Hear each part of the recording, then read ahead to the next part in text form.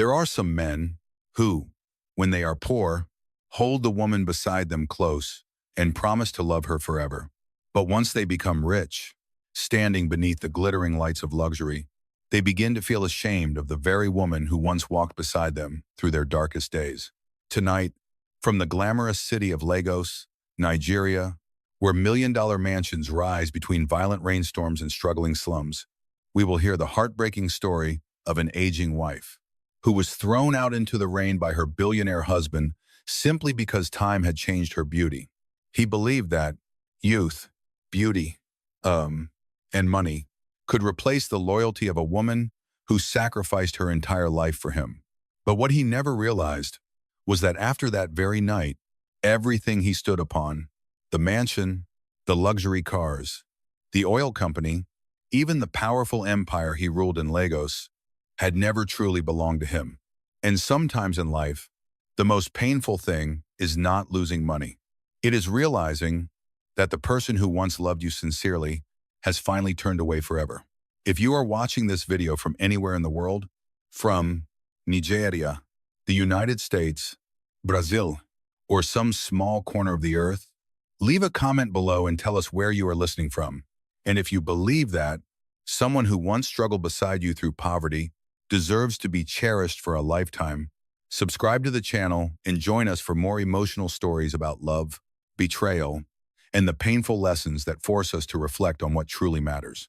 Now, sit back, listen slowly, and step into the story of Victoria Balogun, the woman all of Lagos looked down on, until the most powerful billionaire in Nigeria lost everything after a single stormy night. That night, the rain over Lagos continued pouring endlessly onto the brightly lit streets of Victoria Island. Sheets of white rain slammed against the glass walls of towering skyscrapers, while lightning repeatedly tore across the Nigerian sky, illuminating the massive Balogun mansion in the darkness, like a cold and lonely palace covered in gold. Inside the luxurious grand hall, the jazz music had started playing once again. The deep sound of the saxophone drifted through the fake laughter of Lagos high society. Crystal champagne glasses clinked softly together. The scent of expensive perfume mixed with strong liquor and golden luxury lighting, making everything look like the perfect celebration. The wealthy guests slowly returned to their conversations, as if the woman who had just been thrown out of the house had never existed. No one mentioned Victoria anymore. No one asked where she had gone in the middle of the storm. And no one seemed to care that a woman who had lived in that mansion for more than 30 years had just walked away with almost nothing. Vanessa walked slowly across the polished white marble floor. Every step she took was slow, proud, and filled with satisfaction. Her bare feet reflected beneath the glow of the million-dollar crystal chandelier hanging from the ceiling. The tight red silk dress wrapped perfectly around her body, drawing every eye toward her. Vanessa slowly lifted her champagne glass to her lips. Then she smiled, the smile of someone who had finally won after a long war. And then she slowly sat down on the cream-colored leather sofa where Victoria had sat for more than 30 years. That chair had witnessed nearly the entire life of Victoria Balogun. Years ago, it was where Victoria waited late into the night for Richard to return after failed business trips. It was where she once held her child in the darkness, when the electricity had been cut off because they could no longer pay the bills. It was where she quietly stitched her husband's torn clothes, counting every last coin so there would still be food the next morning. But now, on that very same chair, Vanessa leaned back proudly, like a new queen sitting upon her throne. She gently touched the sparkling diamond necklace around her neck. The reflection of the chandelier against each gemstone made her eyes look even more ambitious. Vanessa slowly looked around the enormous mansion, at the million-dollar paintings, at the white piano imported from Europe, at the wine bar filled with rare bottles that only the ultra-rich could afford. Then she let out a soft laugh. At last, I've finally become Mrs. Balogun. Richard burst into loud laughter. The sound echoed through the grand hall, as if he had finally escaped a burden he had carried for years. He walked over and wrapped his arm around the young woman's waist in front of his powerful business partners. Without hesitation, without guilt, without even the slightest remorse for the woman who had spent almost her entire life beside him. In Richard's eyes now, Victoria was no longer the wife who had saved him during his poorest years. No longer the woman who sold goods at the market to feed their family. She had become nothing more than a symbol of poverty, a past he wanted to bury forever. Vanessa leaned close to Richard's ear. Her voice sounded sweet, but calculated. I told you already. You belong to this world, not to some old village woman who keeps reminding you of those filthy days from the past. Richard stayed silent for a few seconds. His eyes slowly drifted toward the expensive paintings lining the hall, then down toward the custom suit worth tens of thousands of dollars that he was wearing. Yes, he had grown tired of seeing Victoria in old dresses, tired of her rough hands from years of selling food in the muddy heat of Makoko Market. Every time he looked at her, Richard was reminded of the years when he had been too poor to even buy a decent pair of shoes. He remembered the humiliation, the days he had to beg people for money, and he hated those memories. He hated being reminded that he had once been weak, once been a failure, once been treated like a useless man. Richard wanted to become the perfect symbol of Lagos elite society, a powerful man, a billionaire who made everyone bow their heads in respect, a man always surrounded by beautiful young women, luxury cars, yachts, and the shining glory of wealth. And Vanessa understood that weakness perfectly. Vanessa had never truly loved Richard. What kept her beside him was not love, nor gratitude. It was the hundreds of millions of dollars owned by Balogun Group, the Rolls-Royces lined up in the garage, the white yacht anchored at the private harbor, the shopping trips to Paris and Dubai, the luxurious lifestyle that made every woman in Lagos burn with envy. That night, Vanessa walked toward the black marble bar. She poured herself more champagne. Golden bubbles overflowed beneath the lights. Then she turned toward Richard with calculating eyes. I want the white yacht at the marina. Richard barely even thought about it. He smiled indulgently. Tomorrow, I'll transfer it into your name.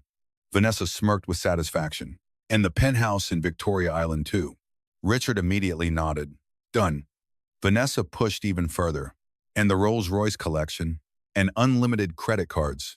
Richard laughed loudly like a man intoxicated by youth. You can have anything you want. The guests around them looked at Vanessa with a mixture of envy, admiration, and resentment. Some wealthy women tightened their grip around their wine glasses because they understood very clearly this young woman had climbed into the position so many others dreamed about. Vanessa savored that feeling of victory every second, every stare, every whisper, every fake compliment surrounding her. Because Vanessa truly believed Victoria had lost completely. An old woman, thrown out of the life of the most powerful billionaire in Nigeria during a cold, stormy night. And she was now the true queen of the Balogun Empire. But no one knew that somewhere else in Lagos beneath the heavy rain, Victoria Balogun sat silently inside a small rented room. No bodyguards, no servante, no crystal chandeliers, no silk dresses or diamonds. Only an old ceiling fan spinning slowly overhead with a dull rattling sound, and the endless rain striking the thin window glass. The room was so cold that moisture covered the windows. Victoria slowly placed her old suitcase on the floor. That suitcase had followed her for many years. She bent down and removed her rain-soaked shoes. Her feet trembled slightly from the cold. A few drops of rain still clung to her graying hair. Yet Victoria's face remained strangely calm. She did not cry. She did not complain. She did not call Richard to beg him to change his mind. Nor did she scream like a woman who had just lost everything. She simply sat there silently for a very long time, her eyes staring into the dark emptiness ahead of her, as if she were thinking about something far away, something deeply buried in the past. Much later, Victoria slowly opened the old metal box she had carried with her for years. The sound of the lock clicking open echoed sharply through the silent room. It was only a small sound, yet somehow it made the entire atmosphere feel heavier. Inside the box were dozens of carefully organized legal documents, land ownership papers, corporate contracts, bank accounts, oil shares, property deeds, international investment files. Every single document had been preserved carefully like hidden secrets, and all of them carried the same name, Victoria Balogun. The weak yellow light reflected against the bright red legal stamps. Victoria gently touched each file. Her eyes slowly drifted far away, as if remembering the painful years of the past. 30 years earlier, when Richard had still been a poor man with nothing, he had failed in a major business deal. Debts piled up everywhere. Creditors came knocking at their door every night. There were nights when Victoria had to run and hide behind the Makoko market with their child because they feared gangsters would come looking for them. There were nights when the entire family slept in darkness, their stomachs aching with hunger, not knowing how they would survive the next day. And during that desperate time, an old lawyer once told them, "If you want to protect your future, put every asset under your wife's name. At least the creditors won't be able to take everything." And from that day on, every property, every company share, every major bank account was secretly placed under Victoria's name. At first, Richard still remembered that truth. He had once been grateful to his wife. He used to say that without Victoria, he would have lost everything long ago. But as the years passed, and the money kept growing, and power made everyone bow before him, Richard slowly forgot the truth.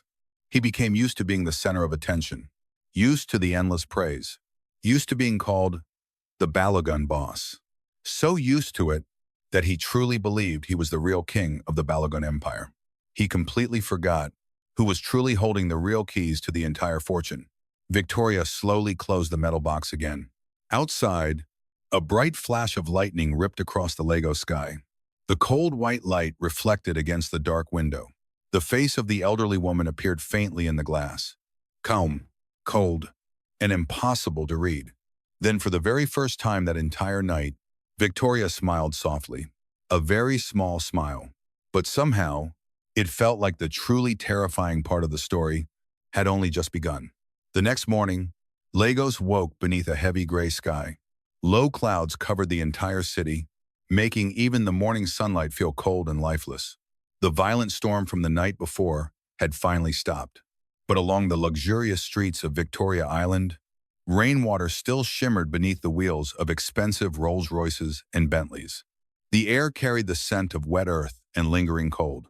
The people of Lagos began a new day as usual. Luxury cafes opened their doors. Bank employees hurried into giant glass towers.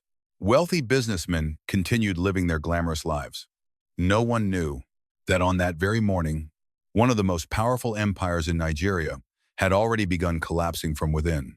Inside the Balogun mansion, Vanessa was still asleep on the massive bed covered in white silk sheets. The room still carried the scent of expensive perfume and champagne from the previous night's party. The weak morning light slipped through the thin, cream-colored curtains, falling softly across her sleeping face. Around Vanessa's neck, the diamond necklace that once belonged to Victoria still sparkled beneath the pale sunlight. Even in her sleep, the corners of her lips remained slightly curved in satisfaction. The smile of someone who believed she had won everything. Vanessa slept peacefully because she believed that starting today, she had officially become the new queen of the Balogun family. No more sneaking around. No more pretending to be the young mistress. No more bowing her head before Victoria. Everything she had ever dreamed of had finally fallen into her hands. But downstairs, everything had already begun falling apart. The elderly butler stood frozen in the grand hall. His hands trembled as he held the phone. One call from the bank, then a second, then a third. The constant ringing echoed throughout the mansion, making the atmosphere feel suffocatingly tense. In less than 10 minutes, the entire financial office of Balogun Group descended into chaos. Accountants suddenly rose from their desks. Internal phones rang nonstop. Urgent emails flooded every computer screen. The company's primary operating account had been frozen. International payments were being rejected. Hundreds of millions of dollars in oil contracts waiting to be signed were suspended indefinitely. Luxury hotel chains in Abuja and Lagos received notices of new ownership transfers. And worst of all, major banks simultaneously canceled every personal credit line belonging to Chief Richard Balogun. There had been no warning, no negotiations, no explanation. Everything happened so quickly it felt as though an invisible hand had suddenly pulled the throne out from beneath the most powerful billionaire in Nigeria. When Richard entered the main conference room of Balogun Tower at 8 that morning, he was still dressed in the same expensive Italian suit he wore every day. His black tie was perfectly knotted. The gold watch on his wrist gleamed beneath the lights. The scent of costly cologne still surrounded him. And Richard walked with the same familiar arrogance of a man accustomed to having all of Lagos bow before him. But only seconds after entering the room, he immediately realized something was terribly wrong. No one stood to greet him. No one smiled. The usual flattering looks were gone. The executives seated around the long walnut conference table all looked pale. Some wiped sweat from their foreheads. Despite the freezing air conditioning, some could not lift their heads. Some even avoided making eye contact with Richard altogether. On the large screen at the end of the room, bright red warning messages flashed repeatedly. Account frozen. Access denied. Credit line terminated. Richard stopped cold. His eyes narrowed with anger and confusion. What the hell is going on? No one answered. The silence inside the room became unbearable. Finally, a trembling financial director slowly stood up. His throat was dry. Sir, we've been trying to contact the banks since early this morning, but they said. Richard slammed his fist onto the table. The loud bang made everyone jump. I don't pay you people to stand there stuttering. Answer me. Where's my money? The entire room fell silent again. No one dared breathe too loudly. No one knew what to say, because everyone understood. What was happening had moved far beyond their control. Finally, the conference room doors opened. The company's chief attorney, Gabriel Okonkwo, walked in with a ghostly pale face. In his hands was a thick black file. The moment Richard saw Gabriel's expression, for the first time that morning, a cold chill slowly crept down his spine. Gabriel had worked for the Balogun family for more than 20 years. He was known as a calm man, a man who never panicked, a man who never lost control. Even when Balogun Group faced its biggest crisis years earlier, Gabriel had remained composed. But now, even the file trembling in his hands betrayed his fear. Richard growled, "Say it." Gabriel placed the file on the table. He took a deep breath as if trying to gather courage. Then finally spoke. "Chief Richard, legally, you are not the owner of Balogun Group." The entire room froze. No one moved. No one could believe what they had just heard. Richard stood motionless. For several seconds, he thought he had misheard. "What did you just say?" Gabriel lowered his head further. "You do not own the controlling shares of the company." Richard laughed, but it was not laughter filled with joy. It was the dry, broken laugh of a man beginning to lose control. "Have you lost your mind? This is my company. I built it with these two hands. All of Lagos knows I own Balogun Group." Gabriel slowly turned each page. His voice became quieter, as if even he feared the truth he was revealing. "In the media, yes, but legally. The controlling shares, properties, reserve accounts, hotel chains, yacht, and even the Balogun mansion all belong to Mrs. Victoria Balogun." A pen dropped onto the floor. The tiny sound echoed sharply through the terrifying silence. No one bent down to pick it up. Richard stared at the documents. His face shifted from red with rage to deathly pale. "That's impossible." He snatched the papers violently from Gabriel's hands. Page after page. Legal stamps. Signature. Transfer documents signed 30 years earlier. And at the bottom of every page, that name appeared clearly like a knife stabbing through his pride. Victoria Balogun. The woman he had thrown out into the storm the night before. The woman he had called old, provincial, unworthy of standing beside him anymore, was the very person holding the financial lifeline to his entire empire. Richard staggered backward. The chair behind him slammed against the wall. His mind spun violently. "No, this can't be happening." Gabriel spoke softly. "Sir, last night, Mrs. Victoria signed the order revoking all asset authorization rights. She also requested the freezing of every account you were using as an authorized representative." Richard snapped his head upward. His eyes burned red with fury. "She dared to do this?" Gabriel did not answer. But that silence was more terrifying than any response could have been. Because yes, Victoria had dared, and she had every legal right to do so. Richard stormed out of the conference room like a hurricane. The secretaries outside pressed themselves against the walls as he passed. His phone rang nonstop. Partners from London, banks from Dubai, investors from New York. But Richard answered none of the calls. He could no longer think about business. At that moment, only one thought remained in his mind. Return to the mansion. Find Victoria. Force her to reverse everything. The black Mercedes sped through the rain-soaked streets of Lagos. Richard sat in the back seat, gripping his silver cane so tightly his knuckles turned white. Inside his head, Victoria's words from the night before echoed endlessly. "Richard, are you absolutely sure?" At the time, He had laughed dismissively. He thought it was merely the final words of a hurt, aging woman. He never realized it had not been a question.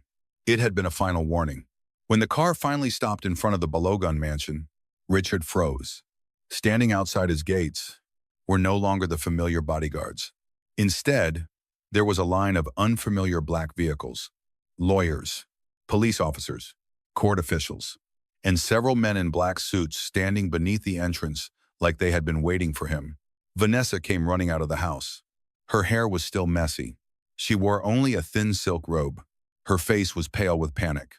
"Richard, they're saying we have to leave the house. Say something." Richard stepped out of the car. The rage twisting his face almost made him unrecognizable. A man in a black suit approached him. His voice was cold as steel.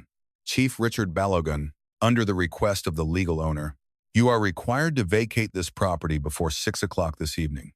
Richard roared. "I am the legal owner." The man calmly opened the file. "No, sir. The legal owner is Mrs. Victoria Balogun." Vanessa snatched the papers away. Her eyes raced across every line, and slowly, all the color drained from her beautiful face. "No, that's impossible." "Richard, tell them you're a billionaire." But Richard could not say a word, because right before his eyes, on every legal document, Victoria's name appeared with merciless clarity. The mansion, the yacht, the hotels, the bank accounts, the shares, the land, everything. Every single thing he had proudly shown off to all of Lagos belonged to the woman he had thrown into the street the night before. Vanessa dropped the documents. The white pages scattered across the wet stone driveway. She looked at Richard with completely different eyes now. There was no more admiration, no more passion, no more excitement in the eyes of a woman supposedly in love with the most powerful man in Lagos. In Vanessa's eyes now, Richard was nothing more than an old man who had just lost all his wealth and power. And in that exact moment, Richard finally understood the most painful truth of all. Vanessa had never loved him. She had only loved the throne he believed he was sitting on. But that throne, from the very beginning, had always belonged to Victoria. The news spread across Nigeria as quickly as wildfire in the dry season. Within only a few hours, Richard Balogun's name was everywhere. On major financial news sites, across social media, inside private groups of Lagos high society, and even in the poor markets where people had known Victoria for years as a gentle, hardworking woman, everyone was talking about the same story. A story that left all of Lagos shocked, satisfied, and heartbroken. The billionaire who threw his aging wife out of the house never owned anything at all. That headline flooded phone screens across Nigeria. It struck Richard's pride like a heavy hammer. Videos from the previous night's party began spreading at terrifying speed. Richard holding Vanessa by the waist in front of the guests, the young woman smiling mockingly at Victoria, the old suitcase being thrown onto the cold marble floor, and most painfully, Victoria quietly pulling her suitcase into the rainy night without ever looking back. People watched that moment again and again. Some were furious. Some were heartbroken. Some mocked Richard without mercy. But the most frightening thing for him was not the insults. It was the way his past began to be dug up, piece by piece. Old photos of Victoria appeared all over the internet. Victoria when she was young, standing beside a small clothing stall in Makoko, her hair tied neatly back, her face still young, yet already tired from years of struggling to survive. Victoria sewing clothes beneath a weak oil lamp. Victoria holding her child in front of a cramped rented room filled with heat and leaking rainwater. Victoria standing beside Richard in the days when he had nothing but a faded shirt and a dream far bigger than his ability. Beneath those photos, thousands of comments appeared nonstop. She was the one who built that empire. He became rich and forgot who saved him when he had nothing. A man who betrays the wife who suffered with him will never keep his blessings. Without Victoria, Richard Balogun would be nobody. Each line cut deeper into Richard's pride like a blade. He sat alone in his massive office inside Balogun Tower. The room had once been the most powerful place in Lagos, a place where a single nod from him could move millions of dollars. But today, everything felt terrifyingly empty. On his phone screen, the comments kept scrolling. Each sentence felt like a slap against the arrogance he had spent years building. Richard's phone kept ringing, but they were no longer flattering calls like before. No more eager laughter. No more fake congratulations. Now, Banks were calling to verify his authority. Foreign partners were announcing suspended negotiations. A major investment fund had pulled out of a $100 million deal. Shareholders were demanding an emergency meeting. The same people who once called him the most powerful man in Lagos were now avoiding him like a disaster. Richard jumped to his feet. He swept his hand violently across the desk. A crystal glass fell to the floor and shattered into sharp pieces. The piercing sound rang through the empty office. But this time, no one flinched in fear. No secretary rushed in. No employee lowered their head to apologize. No one stood there to absorb his anger. Because in that moment, Richard finally understood what true loneliness felt like. Vanessa had disappeared too. At first, she had cried inside the mansion. She had clung to Richard. She had trembled and spoken with fake concern. "I believe in you. You'll get everything back, won't you?" Back then, Richard still believed Vanessa was different from other women. He still believed she loved him. But everything changed too quickly. When her credit cards were blocked, when security refused to let her take the white Rolls-Royce, when the lawyers informed her that all the jewelry legally belonged to Victoria, Vanessa's eyes began to change. The tenderness disappeared. The smile disappeared too. In its place was a cold, calculating look Richard had never noticed before. That evening, Vanessa quietly gathered a few small pieces of jewelry she had managed to hide into her handbag. She stood in front of the mirror for a long time. Then she fixed the red lipstick on her lips. After that, she silently left the hotel where Richard was temporarily staying. Not one goodbye, not one message, not one sincere tear. Only a glass left on the table with a red lipstick stain pressed against its rim. Richard returned to the room near evening. He stepped into the cold space. His rain-soaked coat hung heavily from his shoulders. Then he froze. Half the wardrobe was empty. Vanessa's dresses were gone. The familiar scent of her perfume was gone. The sweet laughter that had once blinded him was gone. Richard quickly picked up his phone. No missed calls. No messages from her. And for the first time, he understood the truth Victoria had seen long ago. Vanessa did not leave him because he was wrong. She left because he was poor.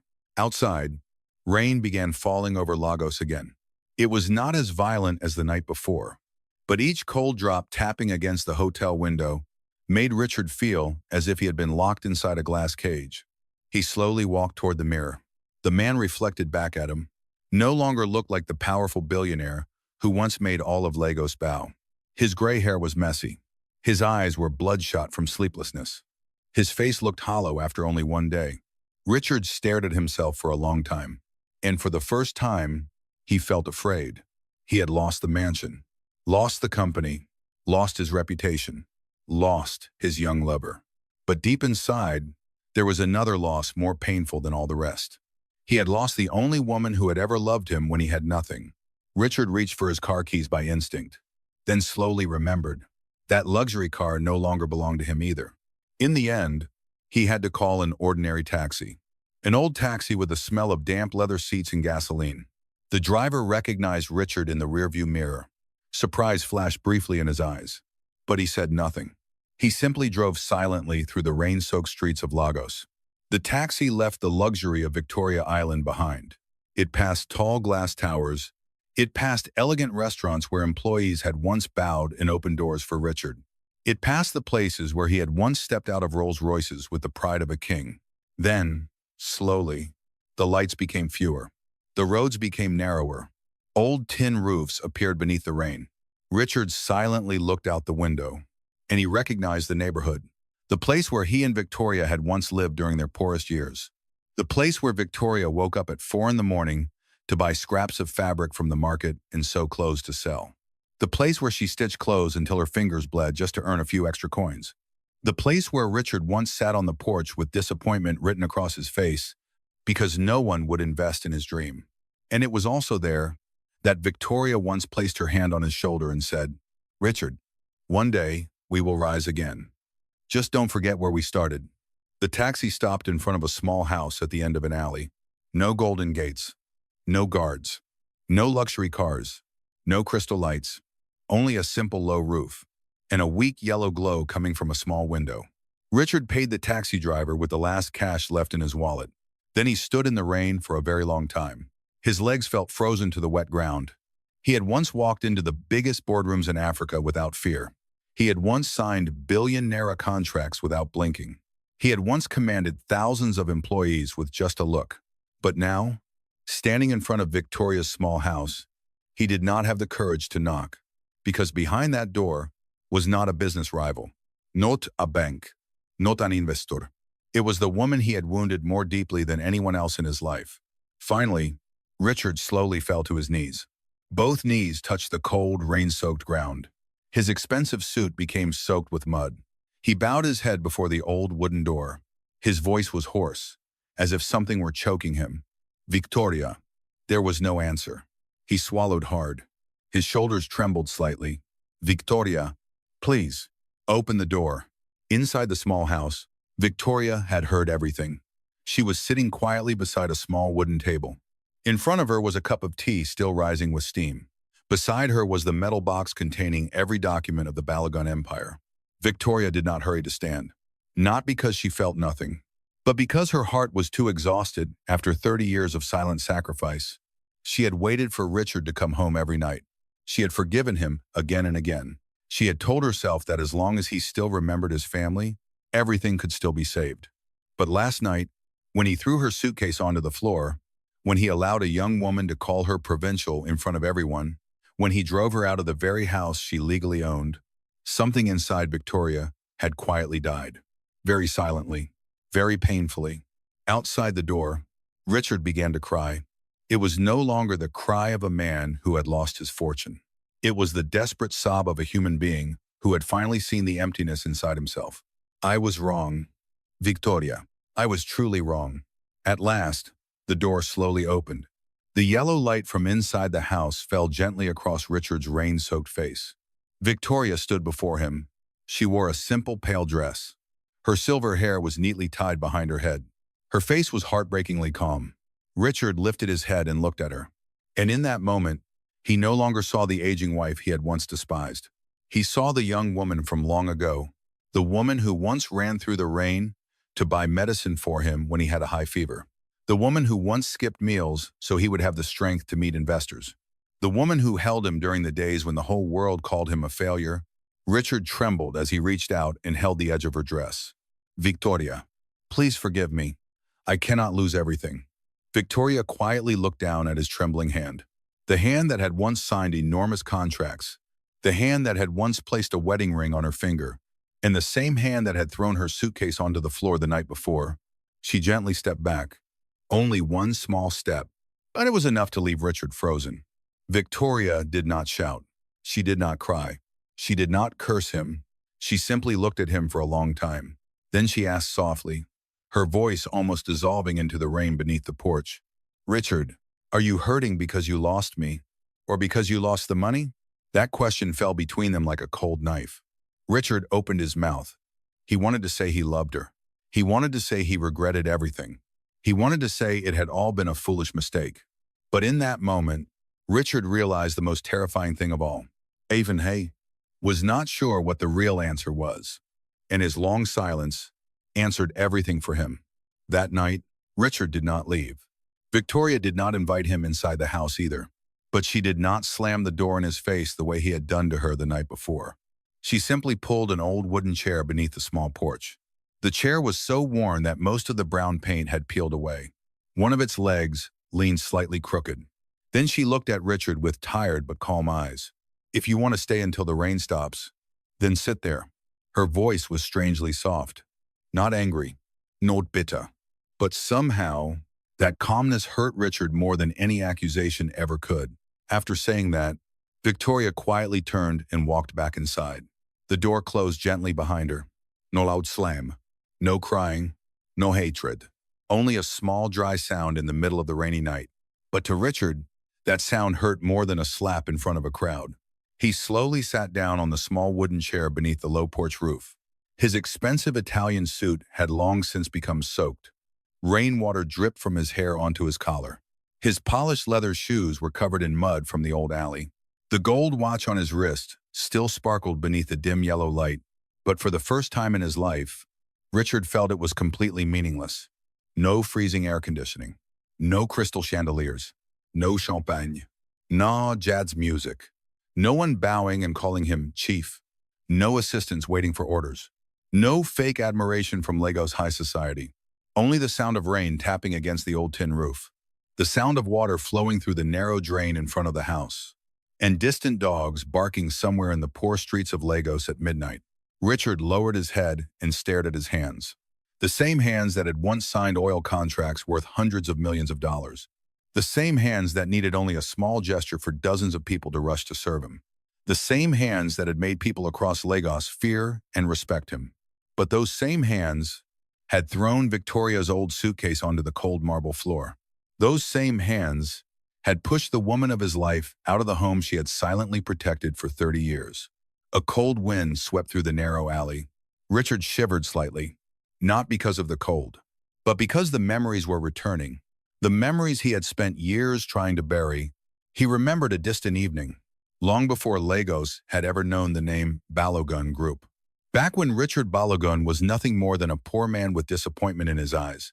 In those days, he and Victoria lived in a tiny rented room, even smaller than the dressing room in their former mansion. The ceiling leaked. The walls were damp with mold. Every time it rained, Victoria had to place plastic buckets across the floor to catch the water. Some nights, the rain became so heavy, the two of them had to curl together on the old bed because the floor flooded with water.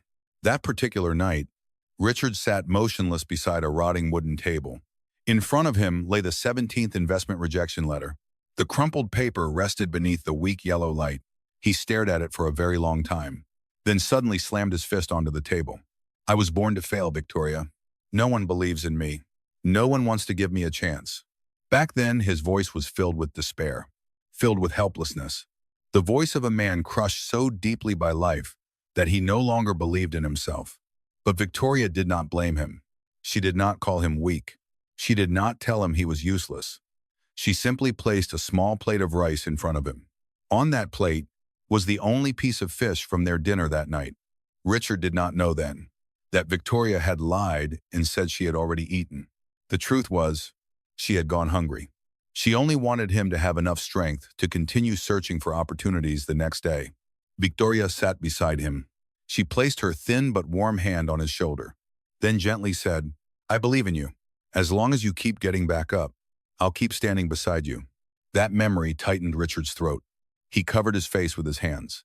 Rain continued falling outside the porch, and every drop sounded like it was knocking against the part of his heart that had hardened over the years.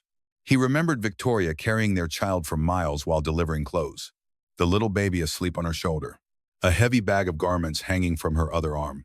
The muddy streets of Lagos after the rain. One time Victoria slipped and fell hard onto the road. Her knees bled, but even as she fell, she still held their child tightly in her arms, more afraid of the child being hurt than herself.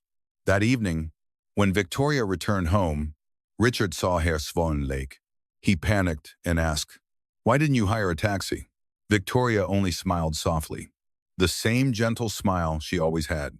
"That money was for photocopying your documents before meeting investors tomorrow." At that moment, Richard had burst into tears. He hugged Victoria tightly and swore, "If I ever become rich, I will never let you suffer again." But human beings are frightening that way. They do not forget promises because of poor memory. They forget promises because comfort makes them stop wanting to remember who they owe. Richard bent forward on the small wooden chair. Tears fell onto his mud-covered shoes. He remembered the night creditors came pounding at the door. The banging sounded like thunder. Their little child cried in terror. Richard had been trembling so badly he could barely stand. It was Victoria who pulled him into the corner of the room. She wrapped her arms around him and their child, and kept whispering, "It's okay. I'm here. We'll get through this." Back then, Richard was not a billionaire, not a powerful man, not Chief Balogun whom all of Lagos respected. He was only a failed husband, a man with nothing, a man who had often believed his life no longer mattered. And Victoria still loved him, loved his weakness, loved his failures, loved him through every collapse. Yet 30 years later, he had grown to hate the marks time left upon her. He hated Victoria's gray hair. But every silver strand had been earned through sleepless nights, spent worrying about their family. He hated her rough hands. But those hands had stitched countless seams to carry him through their poorest years. He hated that she always talked about the past. But that same past was the very foundation beneath his feet. Without those years, he could never have stood so high. Inside the small house, Victoria still sat quietly beneath the yellow light. She could hear Richard crying outside the porch. She could hear the brokenness in his voice, but she no longer stepped outside to comfort him the way she once had. In the past, if Richard was sad, she would stay awake with him all night. If he failed, she would hold his hand and remind him there was still hope tomorrow. But tonight, Victoria understood that some wounds could not be healed by a few late apologies. She did not feel joy seeing Richard suffer. She did not celebrate watching him lose everything. She only felt empty inside, like someone who had stood inside a storm for far too long and no longer had the strength to feel relief after it ended. Outside the porch, Richard lifted his head and looked through the crack of the door. He could see Victoria's shadow against the old wall. That small figure still looked peaceful like before. But now, she felt farther away from him than ever, as though she belonged to another lifetime entirely. He whispered softly, "Victoria?" There was no answer. He spoke again. His voice shattered. "I remember the day you sold your first wedding ring to pay my hospital bill." Inside the house, Victoria's hand froze around her warm teacup. Richard continued speaking through his tears. "I remember you walking barefoot in the rain because you gave our only pair of sandals to our child. I remember everything. I just lived like an ungrateful man because I thought money could erase the past." Victoria slowly closed her eyes. A tear quietly slipped down her wrinkled cheek. Not because she wanted him back, but because after so many years, Richard finally remembered, finally saw everything she had silently sacrificed. The tragedy was, he remembered too late. That night felt as long as an entire lifetime. Richard sat outside the porch until the rain slowly faded. By the time dawn approached, he was no longer crying. He simply sat there silently, his red eyes watching the first rays of sunlight appear above the rooftops of Lagos. For the first time in more than 30 years, he was not thinking about contracts, not thinking about stocks, not thinking about the media, not thinking about Vanessa. He thought about only one thing. If he could return to those poor years long ago, would he still dare betray the woman who once saved him from darkness? The answer pierced his heart, because life gives no one the chance to start over. The next morning, Victoria opened the door. She found Richard still sitting there, older, as though a single night had aged him years. She said nothing. She simply placed a cup of hot tea in front of him. Thin steam rose softly into the cold air after the rain. Richard looked at the tea, then at Victoria, and in that moment, he understood that her kindness still remained. But the love she once had for him might never be whole again. "Victoria," he said hoarsely, "can I still make things right?" Victoria looked toward the narrow, rain-soaked street. A long time passed before she finally answered softly, "Some mistakes can be fixed. But some trust, once it has been crushed, even if you pick it back up, will never return to its original shape." Richard lowered his head. He did not argue. He did not beg again, because he knew she was right. A little while later, Victoria wrapped a thin shawl around her shoulders. She picked up her small prayer book and stepped outside the house. Richard silently followed behind her. She did not stop him, but she did not look back either.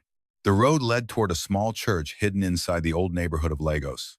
That morning, the first sunlight broke through the gray clouds left behind after the storm. The puddles along the street sparkled like shattered mirrors. Victoria walked slowly. Every step was calm. As if the previous night had not been the night she saw the man who betrayed her kneeling in the rain outside her door. When they arrived at the church, she quietly stepped inside. Richard stopped outside the entrance. He did not dare follow her in, not because the doors were closed, but because he no longer felt worthy of standing beside her in a place so peaceful.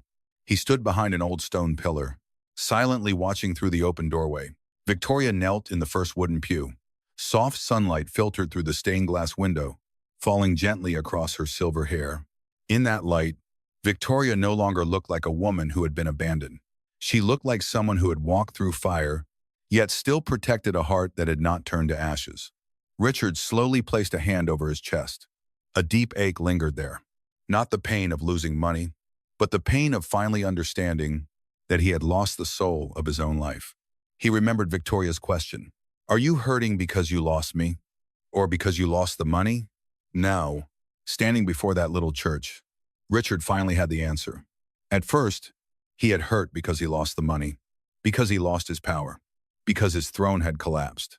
But as time passed, he finally understood. Money was only noise. Victoria was the peace he had destroyed with his own hands. Richard lowered his head. A tear slowly rolled down his aging face. For the first time in his life, he did not pray to regain his fortune. He did not pray to recover his reputation. He only whispered softly, God, please give me one chance to become the man she once believed in. But deep inside, Richard already knew the truth. There are some people whose presence feels ordinary while they are beside us. Only after they leave do we realize that no matter how vast the world may be, there is no place that ever feels like their embrace again. And there are some kinds of love that, after being betrayed too deeply, do not turn into hatred. They simply close the door quietly, forever. Many months later, Lagos no longer spoke of Richard Balogun as a powerful oil king. The name that once made banks bow with respect, that once made politicians rush to shake his hand, that once made Nigeria's elite fight for a chance to stand beside him at lavish parties, had now become nothing more than a story people told with sorrowful sighs. No one talked anymore about the white yachts anchored at private docks. No one mentioned the gold-covered mansion on Victoria Island. No one cared anymore about Vanessa, the young mistress who once dreamed of becoming Mrs. Balogun, to enter Lagos high society. People no longer cared how rich Richard had once been, because in the end, what remains in human memory is not luxury. It is the way someone treated the person who stood beside them through their darkest days. Now, when people spoke of the Balogun family, they only spoke about Victoria, the elderly woman who had once been thrown out into the rain, the woman who silently dragged her old suitcase through the mansion gates while the wealthy mocked her, and the same woman who made all of Lagos realize one painful truth. A person who stays silent for too long does not always mean they are weak. Sometimes, they are simply enduring the pain until their heart can no longer break anymore. After reclaiming full control of the Balogun Empire, Victoria did not celebrate. There was no champagne, no press conference, no proud speeches. She did not return to the luxurious mansion on Victoria Island. She did not walk back into the Golden Grand Hall. She did not sit in the powerful chair Vanessa had once stolen with a victorious smile. One quiet morning, Victoria stood outside the gates of the old mansion.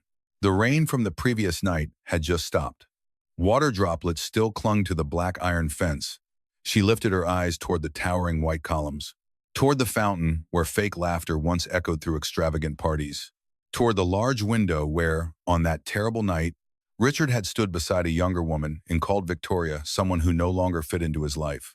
The morning wind moved softly through Victoria's silver hair. The lawyer standing beside her quietly asked, "Mrs. Victoria, would you like to move back here?" Victoria remained silent for a very long time.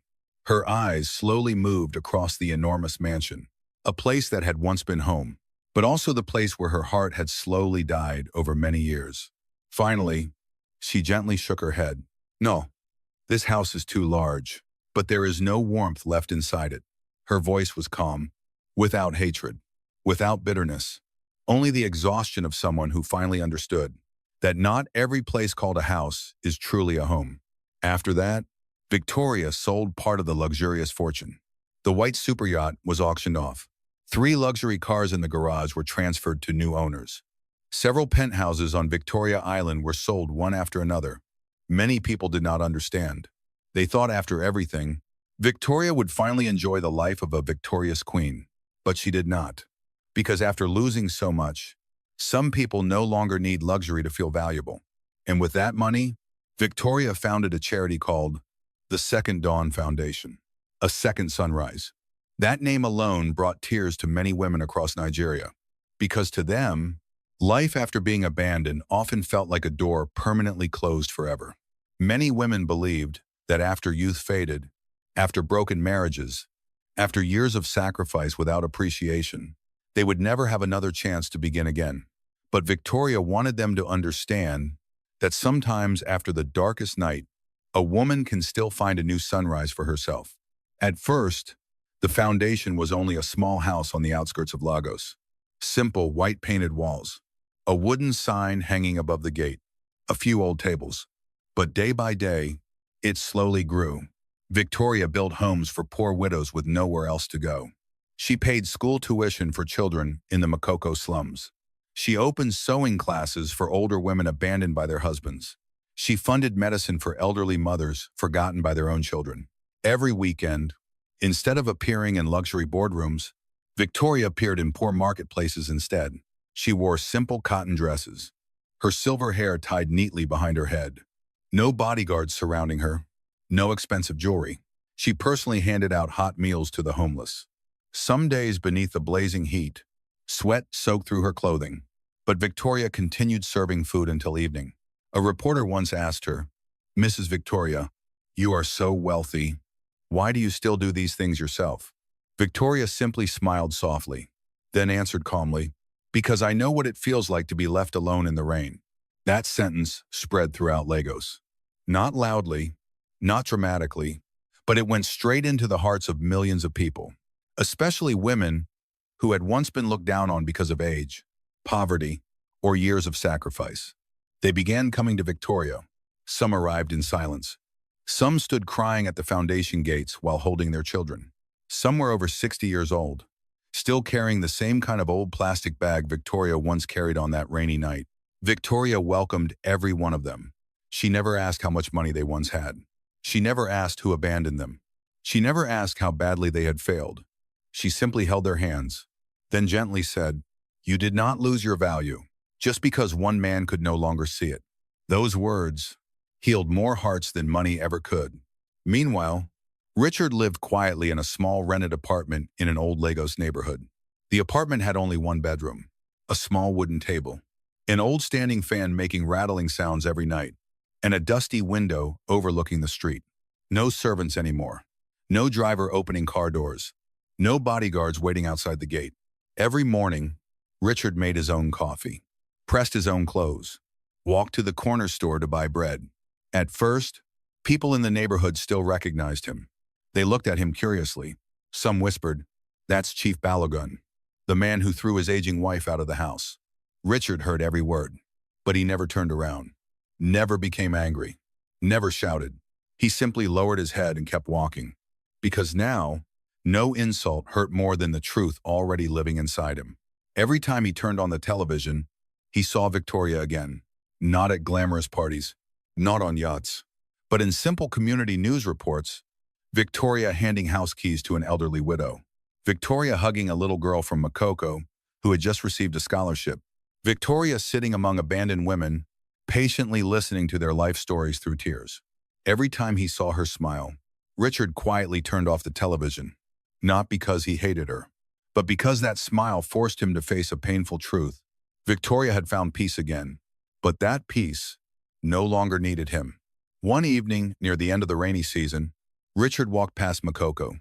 He had no intention of stopping, but from far away, he heard children laughing. The sound was so pure it made him stop walking. Beneath a large shelter beside the floating houses, Victoria stood among a group of poor children. She wore a simple, pale blue dress. In her hands was a basket of warm bread she had just finished handing out. Children ran around her laughing happily. Some hugged her waist. Some pulled her hand toward the gift table. Victoria laughed. A real laugh. Gentle, peaceful. There was no trace left of the betrayed wife. No trace of the woman once thrown into the rain. The sunset light rested across her silver hair, making every strand glow softly gold. Richard stood across the street, hidden behind an old fruit cart. He did not dare approach, did not dare call her name, did not dare disturb the peace she had rebuilt from ruins with her own hands. He only stood there watching. And in that moment, Richard remembered Victoria from 30 years ago. The same smile, the same eyes. Long ago, she used to smile at him like that when they shared a single loaf of bread, when they had no idea how they would pay rent the next day, when love was poor, but still warm enough to comfort the soul. Richard once believed that young, beautiful women were what made men proud. He once believed an aging wife was a reminder of time he wanted to hide. He once believed money could buy everything back. But that evening, watching Victoria stand among those poor children, He finally understood. A woman's true beauty is not found in smooth skin, not in expensive dresses, not in youth. True beauty lives in a heart still capable of love, even after being deeply wounded, in hands still willing to lift others up, even after being pushed down themselves, in the peace of someone who no longer needs revenge because life has already answered on their behalf. A little boy ran past Richard, holding a bag of warm bread. The child looked up at him. "Mister, do you want some?" Richard looked at the bread in the child's hands. His throat tightened. He gently shook his head. "No, you eat it." The little boy smiled brightly and ran back toward Victoria. "Miss Victoria, that man looks very sad." Victoria turned around. Her eyes met Richard's across the crowded street. Time seemed to slow down. Richard stood frozen. He thought she would turn away or coldly walk inside. But Victoria simply looked at him for a very long time, then gently nodded. A very small nod, not an invitation to return, not complete forgiveness, only the peace of someone who had finally let go of the past. Richard lowered his head. Tears quietly rolled down his aging face. He understood that was all she could still offer him, and perhaps that alone was already more than he deserved. Evening slowly settled over Lagos. Children's laughter still echoed beneath the shelter. Victoria turned back toward the people who needed her, and Richard quietly walked away beneath the golden sunset. No luxury cars waiting for him. No one calling him chief anymore. But for the first time in many years, he walked without anger toward the world. Only a silent regret remained. A lesson learned far too late, that the most beautiful woman in a man's life is not the woman who makes him proud before a crowd, but the woman who stayed beside him when he had nothing to show the world. The woman who loved him through muddy days, protected him through rainy nights, believed in him when he was still nothing more than a failure. And if one day, through pride, he loses that woman, then no matter how much wealth he gains afterward, he will never recover the part of life that once loved him sincerely. From that day forward, Richard never searched for Victoria to ask for anything again. Not money, not a house, not status. Sometimes he simply stood far away and watched her foundation at work, watched other women being rescued, watched poor children finally go to school. And in silence, he lived with the most painful truth of his life. Victoria no longer needed him to be happy, but he had needed her from the very first day until the very last.